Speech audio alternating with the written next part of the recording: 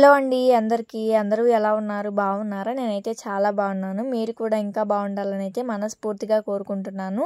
ఈరోజు వీడియో వచ్చేసి నేను సాయంత్రం చేసుకున్న పనులన్నీ కూడా మీతో షేర్ చేసుకుందాము అనుకుంటున్నాను. అలానే మనం బద్ధకించకుండా సాయంత్రం పనులన్నీ ఎలా చేసుకోవాలో చిన్న చిన్న టిప్స్తో అయితే ఈ వీడియో కంటిన్యూ చేద్దాము అనుకుంటున్నాను.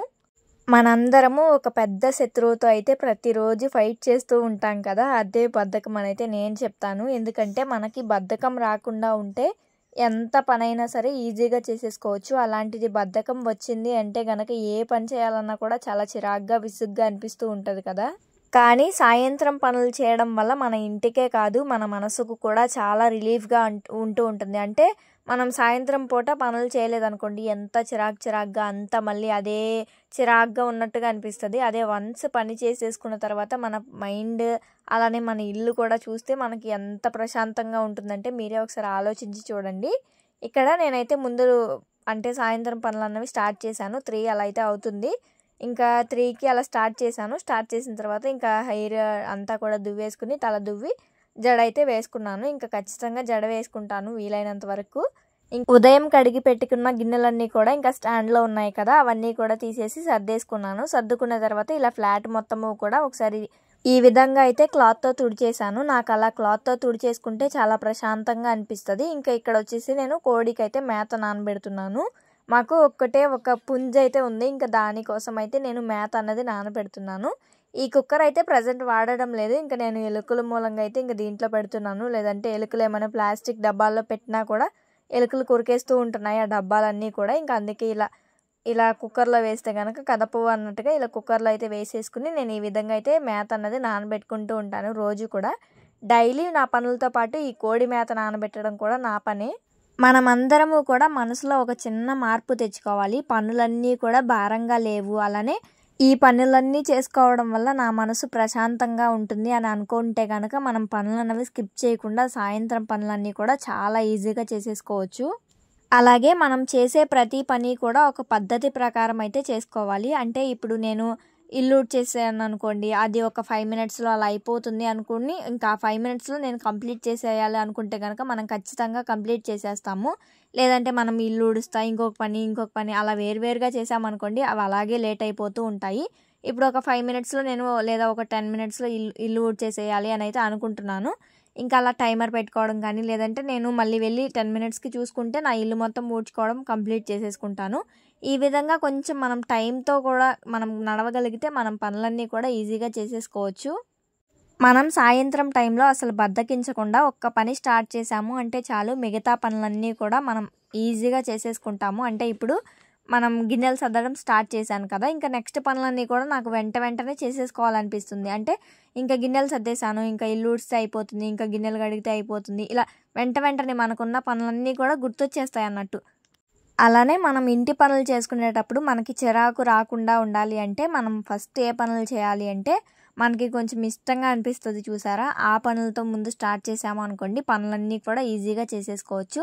అదే ముందే కష్టమైన పనులతో స్టార్ట్ చేసాము అనుకోండి ఇంకా పనులన్నవి అలాగే నిదానంగా అవుతూ ఉంటాయి. అలా కాకుండా ఈరోజు నాకు అంటే ఈ ఇల్లు ఊడ్చే పని నాకు కొంచెం ఇష్టంగా అనిపిస్తుంది అనుకోండి, ఇలా ఈ ఇల్లు ఊడ్చే పని కనుక చేసేసాను అనుకోండి ఇంకా మిగతా పనులన్నీ కూడా ఇంకా నిదానంగా చేసేసుకోవచ్చు. ఇది ఫాస్ట్గా చేసేసుకున్నా కూడా అన్నట్టుగా అనిపిస్తుంది మనకి. ఇక్కడైతే నేను ఇల్లు మొత్తము కూడా క్లీన్ చేసేసాను. ఇంకా వంటగది బయట ఊడ్చేసి ఈ ఎల్ షేప్లో ఉంది కదా, అది కూడా మొత్తము క్లీన్ చేసేసుకుంటున్నాను. ఇక్కడ ఎల్ షేప్లో ఉన్నదైతే నేను ఇలా ఈనెల చీపురు పెట్టే ఊడుస్తాను. మిగతా లోపలంతా కూడా నేను మామూలు చీపురు ఉంటుంది కదా, అంటే కుంచి చీపిరి, దాంతో అయితే ఊడుస్తాను. పొడిగా ఉంటే కనుక ఇక్కడ కూడా నేను ఈనెల చీపురుతో ఊడవకుండా ఇంకా మామూలుగా కుంచి చీపురుతోనే ఊడుస్తాను. ఇంకా ఈరోజైతే వర్షం పడుతూ ఉంది. సాయంత్రం టైంలోనే అలా జల్లులాగా పడుతూ ఉంది. కొద్దిగా అలా వాటర్ అయితే వచ్చేసాయి. ఇంకా వాటర్ పడిన చోట తడిగా ఉంది కదా, ఇంకా అదంతా కూడా ఊడ్చేసుకున్నాము అంటే కొంచెం సేపటికి అలా ఆరిపోతుంది అని అయితే ఊడ్చేసాను. ఇంకా ఊడ్చిన చెత్త మొత్తము కూడా ఇంకా డస్ట్బిన్లో వేసేసాను ఎత్తేసి. ఇంకా మిగతా పనులన్నీ కూడా ఇదే విధంగా స్టార్ట్ చేసేసి మిగతా పనులన్నీ కూడా చేసుకుంటూ ఉన్నాను నిదానంగా.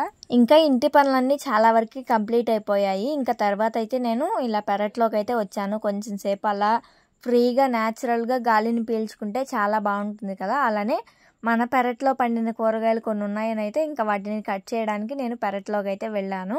ఇవి మీ అందరికీ తెలుసు కదా, మన సబ్స్క్రైబర్స్కి అండ్ మన వ్యూవర్స్కి అందరికీ తెలుసు. నేను చిన్నప్పుడు అంటే వీటిని నాటినప్పటి నుండి కూడా మీతో వీడియోస్లో షేర్ చేసుకున్నాను కదా, అవన్నీ కూడా ఇప్పుడైతే కాయలు వచ్చేసాయి.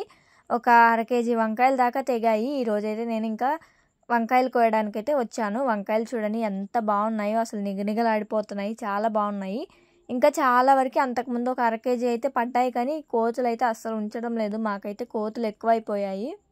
మీ అందరితో చాలా వీడియోస్లో షేర్ చేసుకున్నాను కదా ఈ చెట్ల గురించి. అలానే నేను మా అమ్మ వాళ్ళ ఇంటికి వెళ్ళినా కూడా వీటికి వాటర్ పోయకపోయినా కూడా మొక్కలను పెద్దగా అయిపోయాయి, అలాగే హెల్తీగా ఉన్నాయని అయితే షేర్ చేసుకున్నాను కదా. ఇంకా ఈరోజు కూడా నాకు ఇవన్నీ కోస్తుంటే అవన్నీ గుర్తొచ్చాయి. అలానే చాలా హ్యాపీగా అనిపించింది. మన చేతి నుండి కోసుకుని పెంచుకున్న కూరగాయలు ఆ టేస్టే వేరు కదా. అలానే హార్వెస్ట్ చేస్తూ ఉంటే చూడండి అసలు ఎంత హ్యాపీగా ఉందంటే నాకు. ఇంకా నేను హార్వెస్ట్ చేస్తున్నాను కదా, ఖచ్చితంగా వీడియో తీసుకోవాలి అని అయితే అనుకున్నాను, కానీ ఈరోజే హార్వెస్ట్ చేసేసాను. అంటే వీడియో తీసుకుంటున్న టైంకి. పచ్చిమిరపకాయలు చూసారా ఎన్ని పచ్చిమిరపకాయలు వచ్చాయో. అలానే వంకాయలు కూడా 1/2 కేజీ పైగానే వచ్చాయి. ఇంకా చూసారు కదా, ఇంకా బంతి పువ్వులు కూడా ఇంకా 2-3 చెట్లు అయితే బతికాయి అంతే. ఎక్కువ తెచ్చినా కూడా బతకలేదు. ఇంకా వంకాయలు అలానే పచ్చిమిరపకాయలు ఇవి 2 అయితే ఎక్కువ కాసాయి. ఇంకా అవి అయితే అట్టి పెట్టాను. అలానే పచ్చిమిరపకాయలు వచ్చేసి ఇంకా చాలా ఉన్నాయి. ఇంకా నేను అన్నీ కోయలేదు, ఎందుకంటే కొన్ని అలాగే ఉంచేసాను, అవసరమైనప్పుడు కోసుకోవచ్చు కదలే అని అయితే. ఇంకా కొన్ని బెండకాయలు అలానే ఇంకా కొన్ని టమాటాలు అలాంటివి కూడా ఉన్నాయి. ఇంకా అవైతే కొద్దిగా తయారవ్వలేదు. టమాటాలు అయితే పచ్చిగానే ఉన్నాయి, అంటే పచ్చ కలర్లోనే ఉన్నాయి. ఇంకా ఇవైతే చూసారు కదా, ఈ బుట్టలో నిండుగా తెగాయి. ఇంకా అవన్నీ కూడా తీసుకొచ్చేసి ఇంటి దగ్గర అయితే పెట్టుకున్నాను. ఇంకా పిల్లలకైతే పాలు తాగిపిద్దామని అయితే పాలైతే గోరువెచ్చగా ఉన్నాయి, అంటే ఉదయం టైంలోనే కాసేసి పక్కన పెడతాను. ఇంకా పాలైతే పిల్లలకైతే వేడి చేసి ఇచ్చేసాను. మా చిన్నోడికే ఇస్తున్నాను పాలు అన్నది, మా పెద్దోడికైతే అసలు ఇవ్వడం లేదు. ఇంకా వాడికి ఇవ్వడం లేదు కదా, అన్నీ తోడు పెట్టడం ఎందుకులే అని అయితే నేను కూడా తీసుకుంటున్నాను కొన్ని పాలైతే. వాడికి చిన్న ఎలర్జీ లాగా వచ్చింది, అంటే మా పెద్దోడికి చిన్న ఎలర్జీ లాగా వచ్చిందని అయితే డాక్టర్కి చూపిస్తే కొన్ని రోజులు పాలు తాపించడం ఆపండి, అంటే ఎలర్జీ పోతుంది, నులు పురుగుల వల్ల కూడా అలా వస్తాయి అని అయితే అన్నారు. ఇంకా కొన్ని రోజులు పాలు మానిపిద్దామని అయితే ఒక 10 డేస్ చూద్దామని అయితే మానిపించేసాము. తాగనివ్వట్లేదు. ఇంకా వాడు మళ్ళీ ఏడుస్తాడేమో అని అయితే ఒక చాక్లెట్ అంటే విక్స్ బెల్ ఉంటుంది కదా, ఇంకా దాన్ని అయితే ఇచ్చి తనకి మేమైతే ఇంకా చెరొక గ్లాస్ అయితే పాలు తాగాము. మా చిన్నోడికేమో చిన్న గ్లాసు, నాకేమో పెద్ద గ్లాస్తో పాలు అయితే తాగాము మేమిద్దరము కూడా. అందులో నేను మళ్ళీ ఏవో కలిపేసి ఇచ్చాను అనుకోకండి, అంటే బ్రూ అలాంటివి అయితే ఏమీ వేయలేదు. న్యాచురల్ బెల్లం పొడి ఉంటుంది కదా, ఇంకా అదైతే యాడ్ చేశాను. అందుకే పాలైతే మనకి కాఫీ కలర్లో అయితే కనిపిస్తున్నాయి. ఆ బెల్లం అయితే నాకు చాలా నచ్చుతుంది, చాలా ఇష్టంగా అనిపిస్తూ ఉంటుంది. ఇంకా మా బాబునైతే కొంచెం సేపు అలా గాలికి కూర్చోబెట్టి బయట అయితే ఇంకా అంతా కూడా ఇంకా కొంచెం సేపు వాడితో కొంచెం రిలాక్స్ అవుతూ ఉంటాను. ఇంకా పిల్లలతోనే ఎక్కువ టైం స్పెండ్ చేస్తూ ఉంటాను. వాళ్ళకైతే ఇంకా బుక్ తీసుకుని కొంచెం సేపు అయితే అలా చదివించాను. ఇంకా ఒక పక్క ఏమో చదివిస్తూ తర్వాత ఏమో ఇలా స్లేట్ పైన అయితే కొంచెం సేపు ABCDలు అవి కూడా దిద్దించాను. అలాగే జనవరి నుండి డిసెంబర్ వరకు అన్నీ చెప్తూ ఉన్నాడు. అలానే ఫస్ట్ అంటే 1 నుండి 10 వరకు అన్ని అక్షరాలు అన్నీ చెప్తూ ఉన్నాడు. రాయడం కుదరడం లేదు, ఇంకా రైడింగ్ కూడా నేర్పించాలి, అంటే రాయడం కూడా నేర్పించాలి అనుకుంటున్నాను. కానీ అసలు మనం ఆటే వినడు. ఎంతసేపు ఆటలు పరుగులు ఇవే ఎంతసేపు. ఇంకా ఏదో ఎప్పటికో ఒకసారి రోజు మొత్తంలో ఒక్కసారైనా ఖచ్చితంగా కూర్చోబెట్టడానికి ట్రై చేస్తూ ఉంటాను. ఇంకా కొన్ని వర్డ్స్ అలాంటివి కూడా నేర్పిస్తూ ఉంటాను, కానీ అన్నీ కూడా చెప్తున్నాడు మళ్ళీ మర్చిపోకుండా ఏం చేసినా కూడా. ఇంకా అవే నేనైతే ఇంకా వాడితో చెప్పించుకుంటూ అలా నవ్వుకుంటూ కొంచెంసేపు అలాగా వాడికి, అంటే మనకి బలవంతంగా కూర్చోబెట్టకుండా వాడు కూర్చుంటాను అన్న టైంలోనే మనకి ఇవన్నీ కూడా నేను నేర్పిస్తూ ఉంటాను. అంటే వాడు స్నానం చేసే టైంలో, వాడు తినే టైంలో ఇలాంటివన్నీ కూడా నేర్పిస్తూ ఉంటాను. ఖచ్చితంగా ఒక 10 డేస్లో నేను జనవరి ఫిబ్రవరి అన్నీ కూడా డిసెంబర్ వరకు నేర్పించాను. ఒక్క డిసెంబర్ ముందు నవంబర్ ఒక్కటి సరిగ్గా రావడం లేదు, మిగతా అవన్నీ కూడా కరెక్ట్గా చెప్తున్నాడు. మధ్యలో ఎక్కడైనా మిస్టేక్ అయినా కూడా చాలా బాగా చెప్తున్నాడు అసలు. నాకు పిల్లల్ని చదివించడం అంటే చాలా ఇష్టం, కానీ నేను మాత్రం 10th వరకే చదువుకున్నాను. నాకు చదవాలనే ఇంట్రెస్ట్ లేకపోయినా కూడా మా పిల్లల్ని ఎందుకనో కానీ నాకు రాకపోయినా కూడా కొన్ని చదివించాలి అనిపిస్తూ ఉంటుంది. కానీ ఇప్పుడు అనిపిస్తుంది చదువుకుని ఉండుంటే బాగుండేది కదా అని. కానీ అప్పుడేమో అసలు ఇంట్రెస్ట్ లేకుండా పోయింది, ఎందుకో తెలియదు. కానీ ఇంకా అందరూ అడుగుతున్నారు కదా మీరు ఏ క్లాస్ వరకు చదువుకున్నారు అని అయితే, నేను 10th క్లాస్ వరకు అయితే చదువుకున్నాను. అది కూడా నేను తెలుగు మీడియం చదువుకున్నాను. అలానే ఫస్ట్ క్లాస్ నుండి 10th క్లాస్ వరకు కూడా గవర్నమెంట్ స్కూల్లోనే చదువుకున్నాను. ఇంకా ఇప్పుడైతే అందరూ ప్రైవేట్ స్కూల్సే కదా. ఇంకా మా బాబుకి కొంచెం సేపు అలా బుక్లో చదివించేసిన తర్వాత ఇలా ABCDలు అవి కూడా కొంచెం సేపు స్లేట్ మీద అయితే ప్రాక్టీస్ చేయించాను. నేను అలా రాసిచ్చానో లేదో కొంచెం అలా దిద్దుతున్నాడు. మళ్ళీ వాడు ఓన్గా రాయడానికి కుదరడం లేదు.